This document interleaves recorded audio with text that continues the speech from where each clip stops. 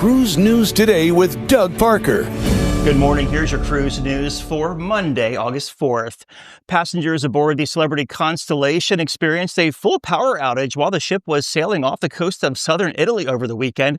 Now, for about 2 hours, the ship had no air conditioning, no flushing toilets or hot meals. It drifted at a low speed before power was eventually restored, and the ship resumed course up to Messina.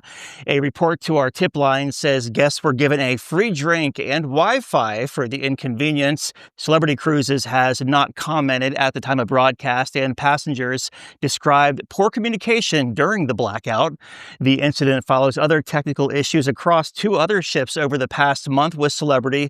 In early July, Celebrity Infinity broke down in Turkey, where it stayed for 5 days for repairs, while closer to the States, Celebrity Beyond was out of service for a week due to propulsion issues, which are still ongoing. And Royal Caribbean is tightening enforcement of its drink package policy.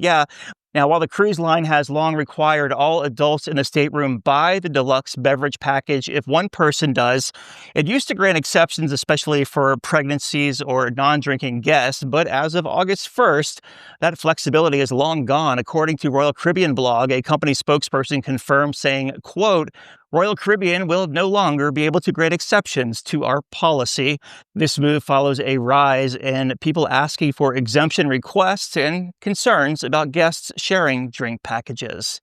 And during a business update, Norwegian Cruise Line Holdings says its $200 million in cost savings this year and $300 million projected by next year won't impact the guest experience.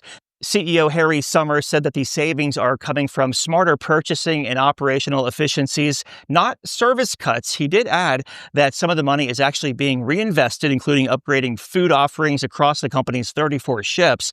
CFO Mark Kimpa said that guest satisfaction remains strong and that NCL will continue tightening costs while maintaining its onboard standards. Last week, Norwegian reported a total of $2.52 billion in revenue in Q2. That's up 6% from the same quarter last year. And cruise line stocks were down on Friday. Carnival Corporation down 2.3%, 29.07. Royal Caribbean down 1%, 314.25. Norwegian down 4%, 24.50. And Viking down 2%, 57.56. If you have a lead on a story, let us know. tips@cruiseradio.net. Here in Seoul, South Korea, I'm Doug Parker with Cruise News Today. Have yourself a great Monday.